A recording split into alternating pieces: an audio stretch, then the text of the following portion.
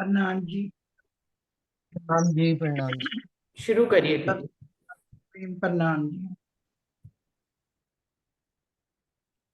महबूब मुकाबिल बैठे रहो, न पर्दा न कोई हिजाब हो, आंखों की मस्तियां आने दो, न बीच में कोई नकाब हो, महबूब मुकाबिल बैठे रहो। मिट जाती जमाने की रंगत, जब आप की रंगत मिल जाए। मिट जाती जमाने की रंगत, जब आप की रंगत मिल जाए। इस रात अंधेरी का गम नहीं, जब साथ में नूरे जमाल हो, महबूब मुकाबिल बैठे रहो। दिलदार तुम्हारे जिक्र बिना सब खाली तान तराने हैं। दिलदार तुम्हारे जिक्र बिना सब खाली तान तराने हैं। वो अफसाने भी झूठे हैं, जिनमें ना तुम्हारी बात हो, महबूब मुकाबिल बैठे रहो। हम अपनी असल से बिछड़े तो वो मिलन जमाना याद आया। हम अपनी असल से बिछड़े तो वो मिलन जमाना याद आया। दरगाही आलम में फिर से अपनी वही मुलाकात हो, महबूब मुकाबिल बैठे रहो। न पर्दा न कोई हिजाब हो, आंखों की मस्तियां आने दो, न बीच में कोई नकाब हो, महबूब मुकाबिल बैठे रहो। प्रेम प्रणाम सुंदर साथी। प्रणाम जी प्रणाम। प्रणाम जी। प्रणाम जी। धन्यवाद दीदी। इंदु दीदी आप शुरू हाँ। कर दें। हाँ, आज तो प्रसंग से इन्होंने भजन गाया है, बड़ा अच्छा। बोलिए श्री प्राणनाथ प्यारे की जय। बोलो श्री सतगुरु महाराज की जय। निजानंद स्वामी की जय। निजानंद संप्रदाय की जय। समस्त सुंदर साथ की जय। बंदो सतगुरु चरण को करूं सुप्रेम प्रणाम। अशुभ हरण मंगल करन धनी श्री देव चंद्र जीना। श्री प्राणनाथ निज मूलपति श्री महराज सुना। तेज कुंवर श्यामा युगल जिको पल पल करूं प्रणाम। पिया जिको पल पल करूं प्रणाम। प्रथम लागू दो चरण को, धनिये न छुड़ाइयो खिन। लाख तली लालेड़ियां, मेरे जीव के ही जीवन। इन पाँव तले पड़ी रहूं, धनी नजर खोलो बातूं। पलना वालू निरखूं नेत्रे, मेरे जीव के ही जीवन। मेरे जीव के ही जीवन। बोलो श्री प्राणनाथ प्यारे की जय। प्रणाम जी सुंदर साथ जी, सब सुंदर साथ जी के चरणों में प्रणाम जी। सुंदर साथ जी, प्रकरण चल रहा है हकीकत मार्फत का बेवरा। मार्फत की पहचान करा रहे हैं धामधनी इंद्रावती जी के धाम दिल में बैठकर हम सब सुंदर साथ, कि एक तन हमारा अर्श परम धाम में धनी के चरणों में बैठा हुआ है, और दूसरा तन इस संसार में उसका, उस तन का प्रतिबिंब इस संसार में आया हुआ है, और उसके ऊपर धनी का हुक्म आया हुआ है। और वो हुक्म ही हम रूहों को धनी के स्वरूप की पहचान करा रहा है, और हुक्म ही ये बात हमको बता रहे हैं। हुक्म के द्वारा ही हमको बताया जा रहा है कि धनी हमारे सहरग से नजदीक है। अगर हम जहरी में देखते हैं राज्जी और अपने बीच में तो बहुत दूरी है। पिंड और पिंड से लेकर ये पूरा 14 लोक का ब्रह्मांड, योग माया का ब्रह्मांड, और फिर परमधाम।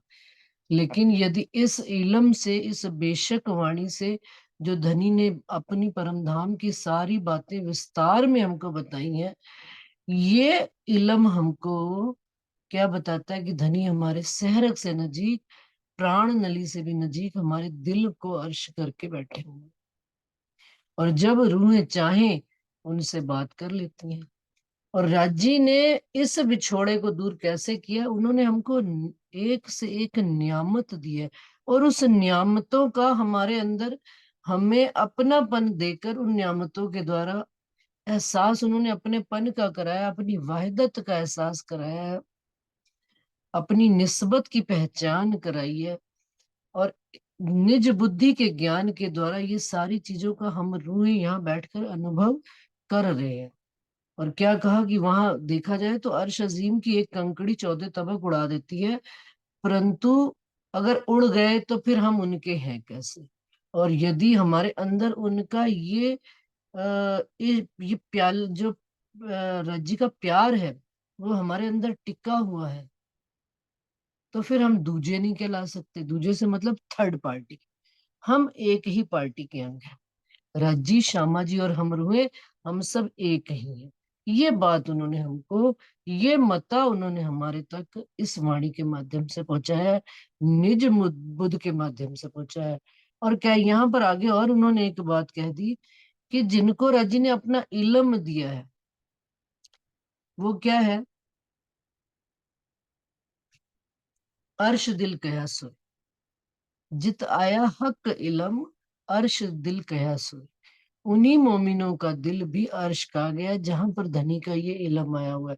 कल किसी सुंदर साथ के यहाँ पाठ था तो वहां पढ़ रही थी, तो वहां पर प्रकाश हिंदुस्तानी में भी उन्होंने कह दिया कि जित विचार वहीं पर बदलाव होता है। जहां विचार है वहीं परिवर्तन होता है। किसका विचार? संसार का विचार है तो संसार में बढ़ोतरी हो जाएगी, लेकिन धनी का विचार जैसे जैसे अपने अंदर बढ़ता चला जाता है तो धनी का विस्तार हमारे अंदर होने लगता है। तो फिर कहते हैं कि इश्क भी राज्य का ही राज्य का ही स्वरूप है, लेकिन इश्क नहीं बढ़ने देता। क्यों धनी ने हमारे अंदर इश्क क्यों नहीं बढ़ने दिया? यहाँ पर एक चौपाई पढ़ देती हूँ कि जित आया हक इलम, अर्श दिल कया सोए। हक न आवे इश्क बिना, और इश्क बिना हक ना हो, और हक बिना इश्क ना होए। हक ना आवे इश्क बिना, और हक बिना इश्क ना होए। तो क्या है यहाँ पर कि अर्श जो जहां पर इलम आ रहा है, अर्श उसी को कहा गया है। और अर्श हक के बिना कहलाता नहीं। वो कैसा परम धाम है या वो कैसा घर है जिसमें घर का मालिक ही ना हो। और हक जो है इश्क के बिना आते नहीं है। कंडीशंस है। पहली कंडीशन उन्होंने लगाई कि जहां इल्म है वहीं पर अर्श है। और अर्श वहां पर है, अर्श वो है जहां पर हक है। और हक कहाँ आते हैं? जहां पर इश्क होता है। लेकिन इश्क न देवे बढ़ने, क्या कह दिया ऊपर? हाँ, सो इश्क न देवे बढ़ने, ऐसे किए हृदय सकत। लेकिन धनी अपना इश्क भी बढ़ने नहीं देता। ये इस चौपाई से पहले है कि जित आया हक इलम, अर्श दिल कया सोए, और हक ना आवे इश्क बिना, और हक बिना इश्क ना होए। हक इश्क के बिना आते नहीं है। जिस दिल में प्यार नहीं है वहां हक आते नहीं। और प्यार होता नहीं जब तक हक होए ना। तो प्यार कहाँ से आ रहा है? इस इल्म के माध्यम से। उनके स्वरूप की जैसे जैसे पहचान होती चली जा रही है, प्यार बढ़ता चला जा रहा है। सुंदर साथ जी, जैसे हम देखते हैं ना संसार में, घर गृहस्थी परिवार में, तो कह देते हैं जैसे जैसे औरतें और आदमी बड़े हो जाते हैं, परिवार के सदस्य, तो हम लोग कहते हैं अब हमारा प्यार नहीं रहा। लेकिन एक्चुअल में हम इस बात को जानते ही नहीं है कि उस घर गृहस्थी से इतना मोह हो जाता है, उसमें वो इतनी हमारे अंदर रच बस जाती है कि प्यार का स्वरूप, मतलब संसार की एक बात कर रही हूँ, उस मोह का स्वरूप दिखना बंद हो जाता है। लेकिन जब घर में कोई तकलीफ आती है ना, तो उस दो व्यक्तियों को सबसे ज्यादा कष्ट होता है, क्योंकि वो मोह का कारण होता है। इसी प्रकार से जैसे जैसे धनी के स्वरूप की पहचान होती चली जाती है, जब हम नया नया धनी के स्वरूप की पहचान होती है, सबको खबर लगती है। लेकिन जैसे जैसे गहरा प्यार होता चला जाता है धनी के प्रति, स्वरूप की पहचान में गहराई आती चली जाती है, ईमान में गहराई आती चली जाती है, इश्क भी गहरा होता चला जाता है। पता नहीं लगता है कि वो इश्क है, क्योंकि वो इल्म के रूप में आ रहे हैं। लेकिन उनके प्रति दृढ़ता और ईमान बढ़ता चला जाता है।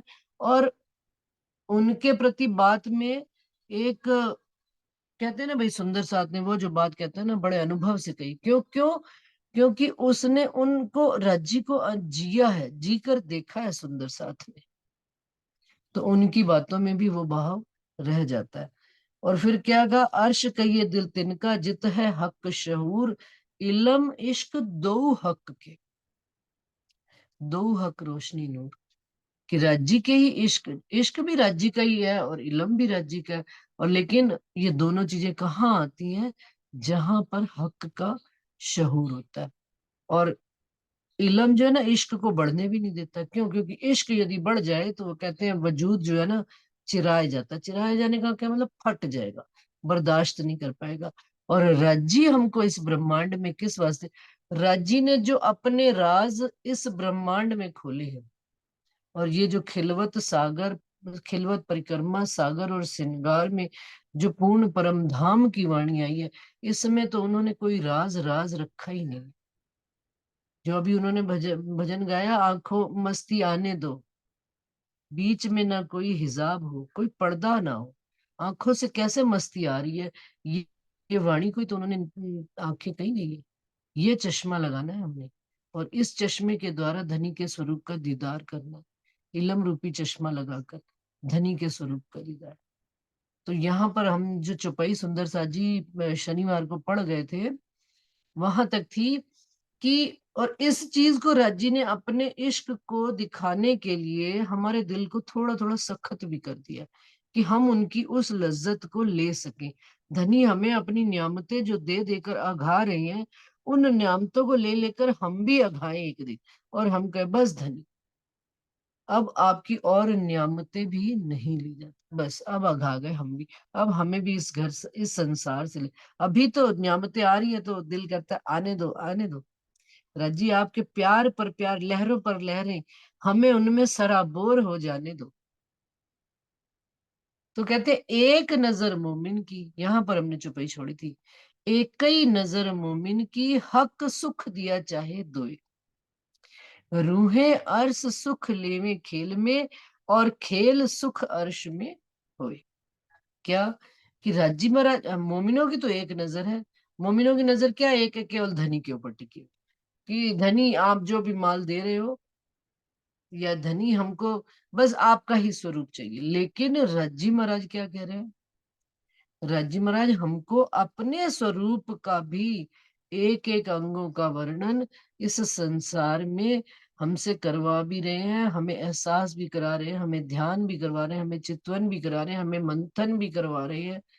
और क्या कहते हैं, किस वास्ते? कि रूहें अर्श सुख लेवे खेल में, कि इस खेल में हम रूहें परम धाम के जो सुख परम धाम में बैठे हुए नहीं ले पाए, वो सुख हम इस खेल में एक एक करके बारीकी से लेवें।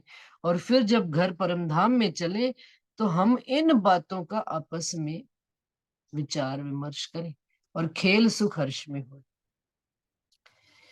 हक्के दई जुदागी हमको, इश्क बेवरे को, बिना जुदागी बेवरा पाइए न अर्शो। अब राज्य महाराज ने जो हमारा परम धाम में कदीम से इश्क रबद चलता चला आ रहा था, लेकिन कभी जुदाई आई ही नहीं थी। जब हक के दिल में लिया, क्या हक ने दिल में लिया कि अब रूहों को मैंने अपनी पातशाही दिखानी है, तब जुदाई का ख्याल आया और तब ही रूहों के दिल में आया। तो इश्क बेवरा, ये हमने खेल मांगा, ये हकीकत है। लेकिन इस हकीकत के पीछे छिपी मार्फत क्या है? कि धनी ने, हमने रूह दाजी ने क्या कहा कि इश्क मेरा बड़ा, तो रूह कहती है हम 12,000 मिलकर हमारा इश्क बड़ा नहीं, और बड़ा तो बड़ा हमारा आपके बराबर भी इश्क नहीं है। और श्यामा जी ने बीच में कहा कि भाई आप दोनों का इश्क कैसे बड़ा हो सकता है? इश्क तो मेरा बड़ा, जो मैं 12,000 से लेकर आपको देती हूँ। इन तीनों बातों में कोई वो नई बात नहीं है, ये तो सारी वाणी में लिखी। लेकिन इसके पीछे एक छिपा राज क्या है? कि हक कह रहे हैं मेरा इश्क बड़ा, महबूब कह रहे हैं मेरा इश्क बड़ा। मार्फत इसमें क्या है? कि महबूब से ही श्यामा महारानी, तो जो हक सोच रहे हैं वही श्यामा महारानी सोच रही है कि मेरा इश्क बड़ा। और श्यामा महारानी से हम सब रूहे, तो हम भी कह रहे हैं मेरा इश्क बड़ा। ये मार्फत की बात है कि जहां से बात आ रही है सबके अंदर एक ही बात तो आ रही है। ये बात हमको खेल में, ये बात हमको अर्श में पता नहीं थी, तो हमारा ये विवाद हो गया। और विवाद, उसको विवाद क्यों? क्योंकि वहां पर इल्म नहीं था, वहां पर इस बात की ही पहचान नहीं थी कि जो धनी विचार करते हैं वही विचार तो हमारे अंदर आता है। अर्श की बुद्धि से सोचना इस बात का, कि वही बात तो हमारे अंदर आती है जो धनी सोच रहे हैं। धनी कह रहे हैं मेरा इश्क बड़ा, तो हमने भी कहा हमारा इश्क बड़ा। हमने कहा गलत कहा? ये मार्फत है। इस बात को समझाने के लिए धनी ने ये हमको जुदागी कर, अब उस मिश्री के ढेर से उठाकर नमक के ढेर पे रख दिया हमको। नमक का ढेर क्या? कि सागर का पानी कितना भी आप नमक निकाल लो फिर भी वो खारा ही रहेगा। यानी इस माया के तन में खारापन तो जाएगा ही नहीं, धनी कितना भी। अब जब हमको उस इश्क का एहसास होएगा, क्योंकि जो चीज अब है नहीं, अब जो चीज भरपूर है उसकी, अब उससे तो हम परेशान हो रहे हैं माया से। माया परेशान करती रात है। लेकिन अब उस चीज की चाहत है, उस चीज की लज्जत लेना चाहते हैं जिस घर के रहने वाले थे, हमारी ही आहार था। लेकिन आज हमको उस आहार से, हमको थोड़ा सा अपनी चीज से अलग करके दिखाया गया, प्यास लगाई गई है, भूख पैदा की गई है उस इश्क के लिए। और जब भूख पैदा होती है तो खाने का स्वाद बड़ा अच्छा होता है। फिर वो चाहे अपने को रोटी एक सब्जी के साथ ही मिले, और पेट भरा हो तो अनेक सब्जियां हो तो भी खाने का मन नहीं करता। तो उन्होंने हमारे अंदर अपने स्वरूप की प्यास जगा रहे हैं, तड़प जगा रहे हैं। और तब उस स्वरूप को देखने की और उनको जानने की और उनका अनुभव करने का आनंद ही, लज्जत ही कुछ और हो जाती। अभी कल एक सुंदर साथ ने मुझे बताया कि हम सब मैं कल कह रही थी ना सुंदर साथ जी चौपाई में, कि इश्क का क्या एग्जाम्पल देवे, कि ऐसा एग्जाम्पल जो दिमाग में फिट बैठ जाए। भाई ये तो है ही सागर और सागर की लहरें, सूरज और सूरज की किरणें, फूल में खुशबू समाई हुई है। आप फूल को मसल लो, तोड़ लो, फेंक लो, सुखा दो, खत्म कर दो, लेकिन वो उसकी खुशबू उसमें से नहीं जाती। लेकिन इसके ऊपर एक एग्जाम्पल और बताया बड़ा अच्छा सुंदर सा जी। हम सब के घर में थर्मामीटर होता है, देखा होगा सबने। और थर्मामीटर जब टूट जाता है, जो थर्मामीटर जो उसके अंदर पारा होता है, वो नापता है हमारे टेम्परेचर बॉडी का। और जब वो थर्मामीटर टूट जाता है तो वो पारा जमीन पर गिर जाता है। तो उसको जब आप भाई, क्योंकि कहते हैं कि वो धतूरा या कुछ ऐसी चीज होती है कि उसके खाने से या उसके मुख में, आजकल तो इलेक्ट्रॉनिक आ गए थर्मामीटर, लेकिन जो पुराने वाले थर्मामीटर होते थे पेंसिल की शेप में पतले से और कांच के बने होते थे, टूट जाते थे और उनके अंदर पारा होता था। अब जब उस पारे को उठाया जाता है ना, वो पारा जब गिरता है ना, टूटता है, तो अनेक उसमें हिस्सों में बट जाता है। बटता है कि नहीं बटता? अब लेकिन जब हम उसको उठाने के लिए जाते हैं सुंदर सा जी, आप देखिए, तो वो क्या होता है, एक पीस उठाया, दूसरा उठाया, तीसरा उठाया, चौथा उठाया, वो चारों मिलकर फिर एक पीस बन जाता है। ये उसकी खूबी है। संसार में राज्य महाराज ने हमको ये एग्जाम्पल देकर बताया गया। सेम इसी तरह से राज्य महाराज के ही निकले हुए हम सब अंग हैं। और जब जब उनको जब फैले हुए हैं, जब इकट्ठा किया तो फिर एक हो गए। और यही मार्फत है और बताते वक्त हम क्या कह देते हैं, श्यामा जी आएंगी तब हमारे दिल में इश्क आएगा। ये अब इस प्रकरण में मार्फत का असल राज, हुक्म वो बता रहे हैं कि जिन सिर मोमिनों के हुक्म आया हुआ है, न तन नासूत में जिस नासूती तन में हुक्म आया हुआ है, वो तन को तो राजी महाराज उसकी पूरी मंजिल पहुंचा कर ही, वो हुक्म राजी महाराज क्या, राजी का ही वो हुक्म का स्वरूप है, राजी ही है वो। जब तक हम रूहों को हमारी मंजिल तक नहीं पहुंचा देंगे, यानी कि धनी के चरण कमलों तक नहीं पहुंचा देंगे, उनको करार नहीं आने वाला। और हमको भी करार नहीं आएगा, उस हुक्म के कारण से ही हम इन सारी नियामतों से परिचित हो रहे हैं। और धनी वो हमारे वास्ते ही है। तो वो पारे का एग्जाम्पल मेरे को इतना अच्छा लगा कि आप उसको घर में तोड़ के देख लेना, एक 50-100 रुपए का आता है, तोड़ना और उसका जो पारा है उसको खिला के देख लेना, फैला के। वो जब खिलाओगे तो फैलाओगे तो वो 4-5 टुकड़ों में हो जाएगा, लेकिन जब उसको उठाओगे तो अलग अलग पीस नहीं उठा पाओगे। ये तो संसार की छोटी छोटी चीजों का एग्जाम्पल। तो हमारे दिल में जब धनी आके बैठे हुए हैं, तो धनी से सारी नियामतें अपने आप, उस प्रस्फुटन हो रहा है, उस बीज का जब प्रस्फुटन होता है तो अपने आप बीज का पौधा बनता है, पौधे से वृक्ष बनता है, फल लगते हैं, फूल लगते हैं, पत्तियां आती हैं, वो कितना सुंदर वृक्ष के रूप में विकसित हो जाता होता, वो एक बीज है। तो धनी ने हमारे अंदर जो अंकुर का बीज डाला हुआ है, वो जो हमारी उनसे निस्बत का संबंध है, और जो हुक्म उन्होंने हमारे ऊपर दिया हुआ है कि रूहों को सब सुख धनी ने हमको यहीं बैठे इस संसार में देने। और रूहों की नजर एक विध की है, लेकिन धनी नजर सब विध। धनी हमको, और यही कारण है उन्होंने कहा कि हक्के दई जुदा की, हमको इस मार्फत के स्वरूप को समझाने के लिए धनी ने हमको ये इश्क बेवरा करने के वास्ते कि ये इश्क है क्या चीज। हम भी तो इश्क के ही स्वरूप हैं, और धनी तो आप इश्क साक्षात है ही नहीं।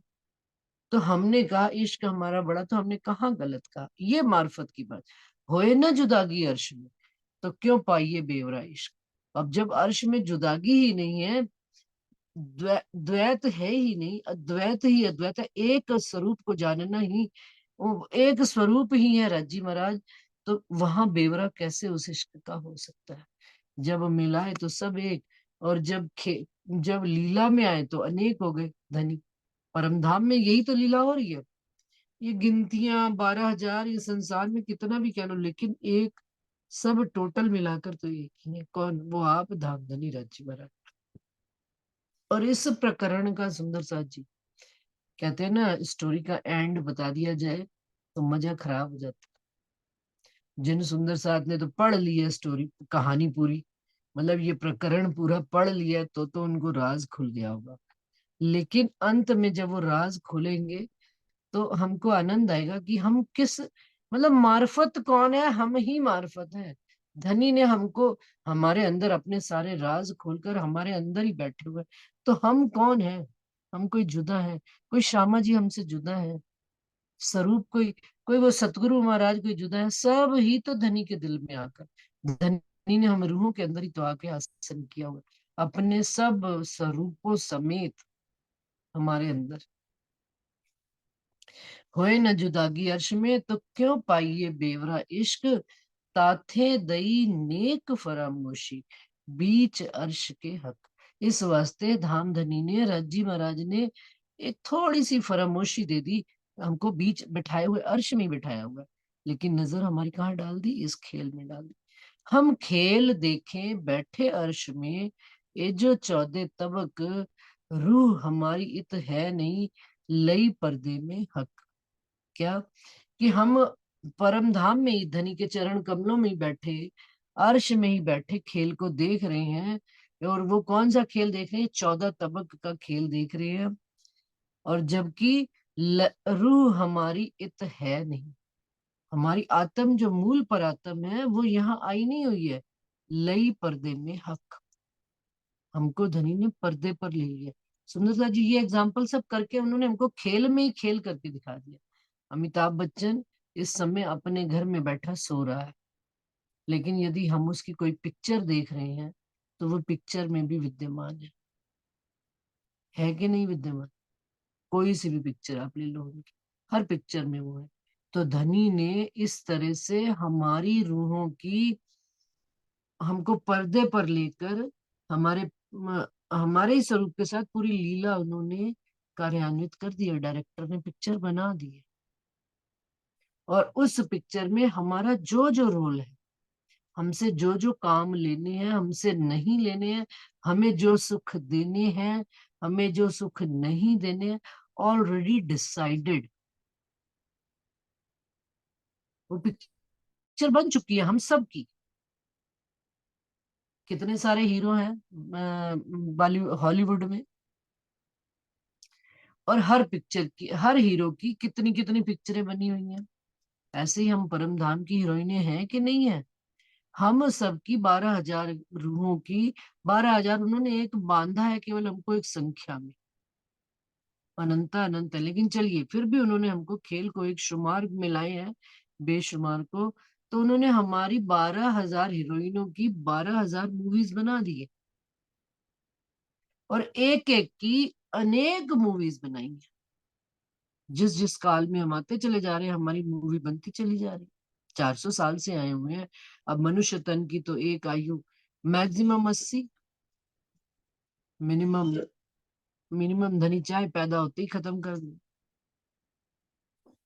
लेकिन उसी तरह से जब तक हम राज्य के स्वरूप को नहीं पालेंगे, हम उनके स्वरूप का दीदार नहीं कर लेंगे, हम अघा नहीं जाएंगे। कहते ना, आज तो बड़ा रज के पेट भर के खा लिया, अब तो आज शाम को भी नहीं खाएंगे, इतना पेट खा लिया। ऐसे धनी के प्रति जब हम अघा जाएंगे, भाई आ हा, दिल खुश हो गया धनी आज तो, तब सोचना कि भाई अब हमारा पिक्चर खत्म होने वाली।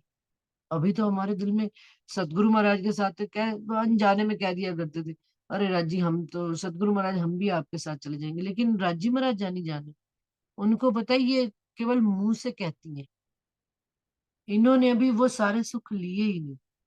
उन्होंने जब पन्ना जी में आप साक्षात स्वामी श्री प्राणनाथ जी बैठे हैं, उन्होंने तन छोड़ा, उनके साथ कईयों ने तन छोड़ा भी है, लेकिन सबने नहीं छोड़ा। 5,000 रखा है। छत्रसाल जी जैसे अमीरुल मोमिनों को भी संसार में रखा, कि दुनिया को भी देने के वास्ते, और अपने अंदर भी जो उन्होंने नहीं सुख लिया उसको भी देने के वास्ते। रूह नजर एक विद की, धनी नजर, जो चुपाई भी पड़ी ना, एक नजर मोमिन की, हक सुख दिया चाहे दो। तो उस समय जब जब साक्षात के काल में वो लीला, सबको ले जाते तो ले जाते, खेल खत्म हो जाता, परंतु नहीं ले गए। इसी प्रकार हम अपने सदगुरु महाराज के टाइम पे कहते थे सब जने कि हम तो सब जाएंगे उनके साथ ही, सुंदर साथ कहा करते थे, लेकिन एक भी नहीं है। क्यों? क्योंकि उन्होंने उस रूह की पूरी क्योंकि हमारी पिक्चर बाकी है, हमारी पिक्चर चल रही है। लेकिन इस पिक्चर में सुंदर सा जी एक बात ध्यान रखना कि जो इस प्रकरण का राज है, जो मार्फत की बात है, कि पिक्चर में कुछ भी चीज बाहर से एंटर नहीं की जा सकती। मान लीजिए हम पिक्चर देखने गए हैं और पिक्चर में उसका कुछ भी ऐसी चीज घटित हो रही है जो हमारे मन माफिक नहीं है, और हम चाहें कि यहां से थोड़ा सा चेंज करके ऐसे कर दे पिक्चर, कर नहीं सकते चीज। चाहे वो योग माया के ब्रह्मांड में अखंड भूमि में रास में जो चीजें अखंड हो चुकी उसमें कुछ भी एंट्री नहीं हो सकती। तो लेकिन मार्फत की बात समझने वाली बात ये है इस ब्रह्मांड में कि इस ब्रह्मांड में हम रूहों की जो धनी ने पिक्चर बना दी A to Z, उस पिक्चर में कुछ भी परिवर्तन हो नहीं सकता। सिर्फ हम दृष्टा है, हम देख सकते, हमें लगता है। क्यों? क्योंकि हमें, क्योंकि धनी ने ये भी तो कह दिया इलम से चतुराई आ जाती है। हमें लगता है कि ये काम हम ऐसे कर लेंगे, वैसे कर लेंगे, हम फलाने को नहीं पता लगेगा, ढींगने को नहीं, या इसको इस तरीके से कर लेंगे, लेकिन पिक्चर में कुछ भी नई एंट्री हो नहीं सकती क्योंकि पिक्चर ऑलरेडी बनकर रिलीज हो चुकी है। बस हमें हमारी पिक्चर स्टेप बाय स्टेप बताई जा रही। हम अभी अपनी पिक्चर के आधे में है, या 1/4 में है, या 1/3 में है, या 2/3 हम देख चुके हैं, ये राज्य महाराज जाने।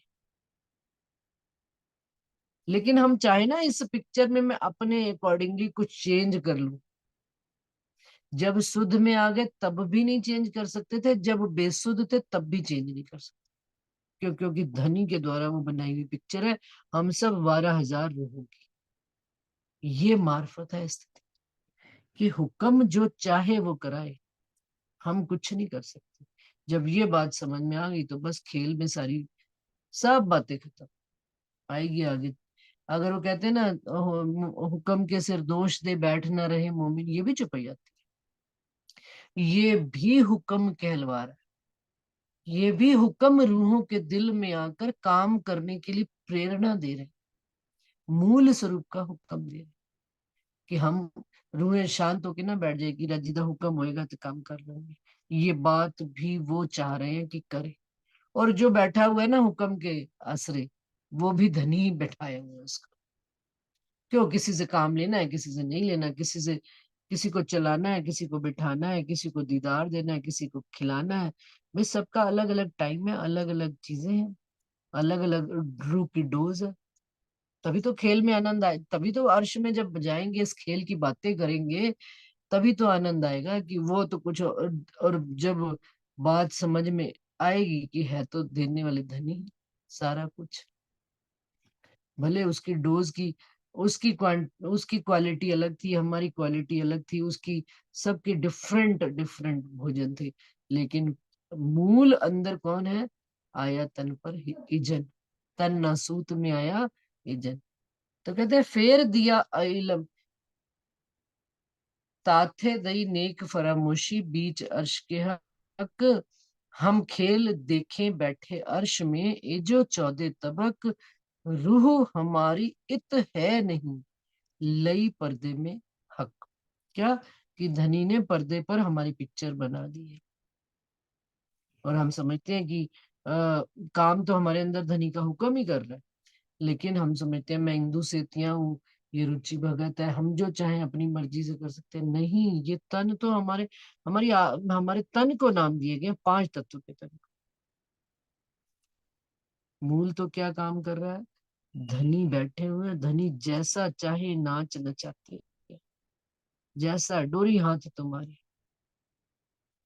दुनिया दे नच मैं नची दुनिया दे नाल, पिया जी दे नाल हुने नचना है। उन्हें जैसे पिया जी नचाएंगे वैसे नाचे।